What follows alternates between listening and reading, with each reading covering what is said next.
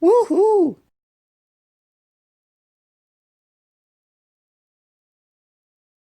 Welcome to Not Your Average Tabletop. I'm Zach, And I'm Mac. and today we're giving our last call on Carcassonne.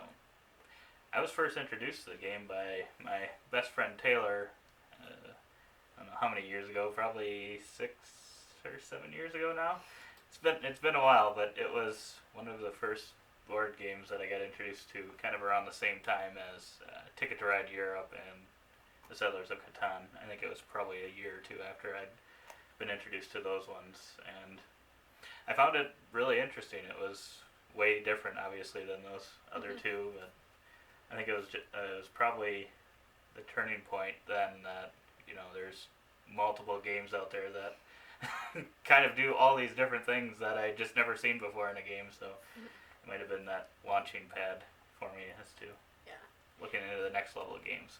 And I totally resisted learning this game for a long time. I think you must have had it like maybe a year before I was like, okay, I'll play it. So. Which is kind of surprising because it's not really that difficult of a Right, game to but learn. we weren't super big into the hobby then either, so Right. it was just kind of something passively done. Right. Yeah. So now I expect to play a new board game every week. That expectation is pretty high. So, I guess, did we want to talk about the rule book and kind of the teachability of the game? Yeah, I've never read the rule book on this game. I'm definitely more of a show me how to play it than listen to it or read it and then play kind of person. So I'm not really sure. I've seen Zach teach this game multiple times. I've been taught this game. I think it can be difficult to learn if it's something you've never experienced before. But at the same time, the tiles, the way the game is played, with a tile, you really only have one or two options. Take a castle, take a road, take a pasture kind of a thing. And so I think the tiles in themselves help you slowly learn the game because it's like, okay, well, I only have two options out of possibly, four?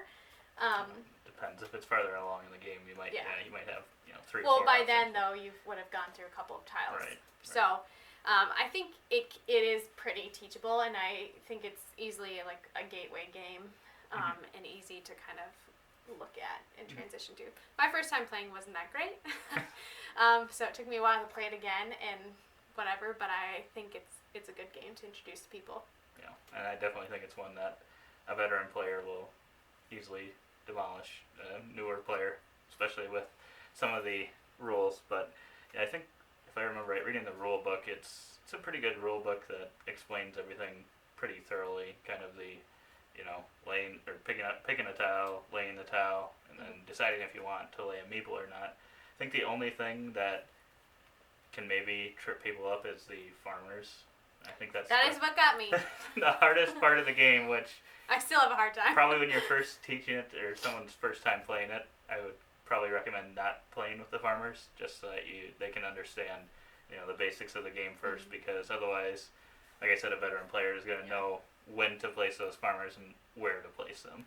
Otherwise, a new player, it's kind of hard to really see how that part of the scoring works, but it can be really powerful where you think you're in it and then at the end someone gets 30 points from the farmers and you get none, and then it's a huge swing of points. Right. That's a good suggestion. Yeah. So. I think this was the first game where we saw meeples. Yeah, definitely. The first time I ever got introduced to Meeple, and I just thought it was so cool. Little wooden guy out there in the pastures and on the roads and the castles. Yeah. But I agree, and I'm a sucker for like any type of meeple now that's specific, like that has, it's not only a different color, but it's also like different shaped or has something neat about it. But I think Carcassonne gets a pass because it's just the classic meeple, and Right. I wouldn't trade it for Right. anything fancier in this game. yeah, I feel like any new games with just the normal Meeple colors, just I don't know, Like, it doesn't seem as fun. Carcassonne already did this. Just, you gotta one-up it. Right. So yeah, like you said, there's some games where they have, for each player color, it has a slightly different meeple, take on the meeple, which I think is really cool as well.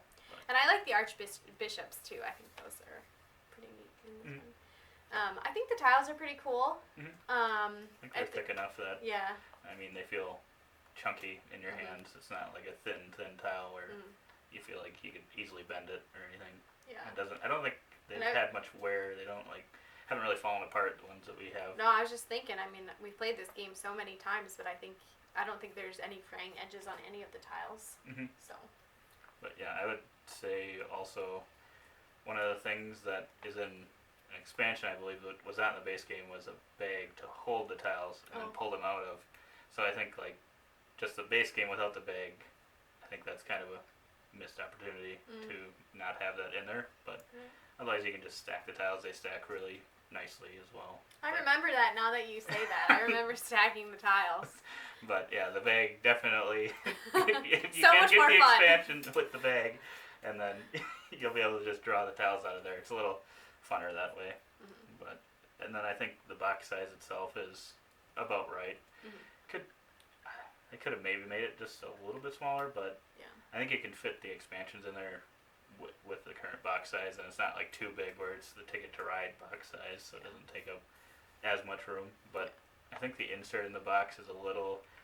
It sort of works, but at the same time, it really does. I don't know. We have the river tiles in our Yeah. base box. So. Yeah, I don't think they fit with just the base tiles in that one slot that they have in it for where you're supposed to put all the tiles. I don't think it fits in there, which is kind of But you can take that out of there, and then you can probably fit a couple of the expansions in there if you were to get those. So yeah, and then the theme. I don't know that it really comes through. I didn't. Yeah. I didn't really know when I was just lay a tile, grab a castle, grab a road. I now know that Carcassonne is France or something, and so you're just trying to do duchies and stuff. Yeah, build the outer parts of Carcassonne. I mean, it kind of feels like you're building your own map across. I guess is the feeling I get. I don't know if. I assume that's what you're trying to go for. Yeah. So, yeah, I don't know if it's really overly thematic. I like to build the castles, and when you complete them, your people come off, and so it's but that one's mine. But it doesn't matter in the end because you score them as you play. But that one was mine. So, yeah. Gameplay? Like I said, I think this is the first game that really introduced me to the tile placement, tile lane mechanic, and I think it's still one of the best ones that does that. Just pick up a tile, lay a tile. Super quick. Yeah. When it's just me and you, I think we can go through all the tiles in whatever expansion you have in there, super quick. Yeah, it's a really quick game. You go back and forth, back and forth. You pick a tile. As long as you're kind of, and I think there's some people that debate whether or not you're supposed to pick out of the bag or you're supposed to wait till someone places a tile.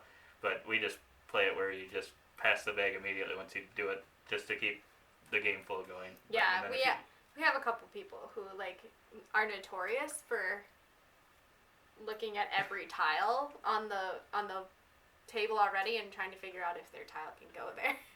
So it can take a while, but I think I've heard that some people do it where you have 3 tiles in your hand and you can pick out of those 3 which one you want to lay. So I don't know that I like that. Yeah, I don't know. It definitely would be a huge change to the game. I think I've never played it that way, but you could maybe strategize a little more as to that might be good for someone like me.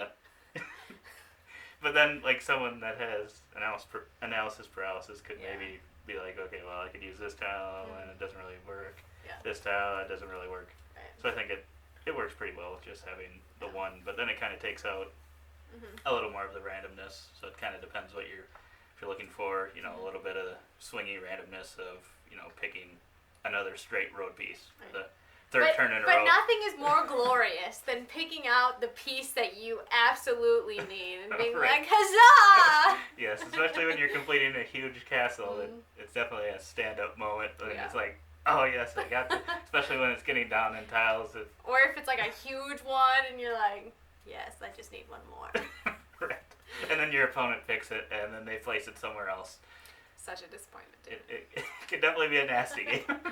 Yeah. Depending who you're playing with. Right, and I think that's one of my reservations about this game is I think this game can devolve into just a game of one-upping each other. you're always trying to build onto someone's castle, or their road, or especially their pasture, and so sometimes it just loses focus for me. And I know that's what the game is, but like if I'm building a castle, I'm building a castle, and then if Zach or Jesse steps in to try and get that, well, for me, who's not a great player at Carcassonne, it's like, oh my gosh, I don't know, I don't know how to get this back on track so that it's mine again. And then they're also able to not only get in on my castles, but then get on the pastures, and Right, so I think it can just evolve, because it'll just be like, oh, I see he's got a pasture in my pasture, so now I need to get into that pasture again so that I can beat this Right. pasture. Being And I'm able to like, let's sneak in just there. split the points. Right. Trying to sneak meeples into big castles and pastures can definitely ruin friendships. Well, that hasn't happened Yet. yet, I guess, but it definitely sometimes my first couple of plays with that was definitely really frustrating. Yeah, I with think you and your brother, because it was like, I think you just have to know who you're playing with and kind Yeah. of he takes what it easy on me. what you're expecting in the game. If it's going to be really cutthroat, then Yeah, you and you have to your be brother. fine with it. But if you want a nicer game, then just kind of Yeah. be a little more passive on some of Yeah. those sneaking into castles and. Zach's definitely an easygoing player when it comes to me, because even though we've had this game for like 6 years, I'm still figuring out strategy on this, just because the tiles come out differently every time. But him and his brother, it's like, I don't want to be anywhere near the table. If it's just us two playing, we are extremely cutthroat. But that's why you love it. So, Mhm.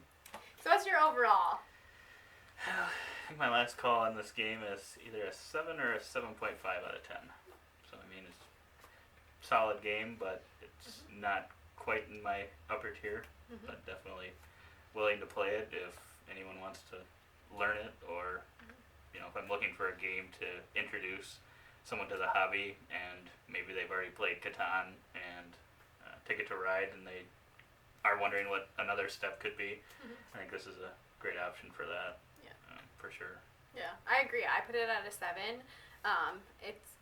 It's hard for me because it's not one of my favorite games to bring to the table. I'm up for a game if Zach wants to play, or if we need something quick and just something kind of comfortable to just play and just relax for just a minute.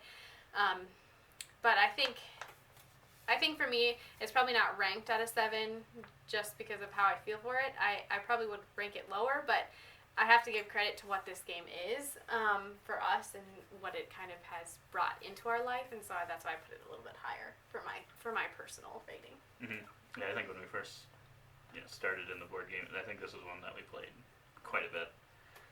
A lot. Which is surprising that I'm still kind of bad at it. I'm getting better. Kind of.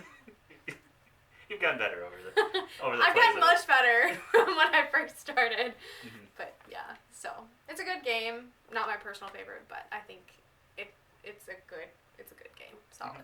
And it's one that has a bunch of expansions. So if you really enjoy it and you don't really want to go further into the hobby or get something more complex or anything, I think the expansions, we've got the first 3. I think those have all been really good expansions. I don't think They I've add played just any of those. They add just a little bit to the game, each of them, which just tweaks the strategy slightly. So it's really nice. Yeah. Cool. Well, thanks for watching. Hope you liked our review. Comment down below what you think of Carcassonne, and if you've tried any expansions, what your favorite is. See you next time. Bye.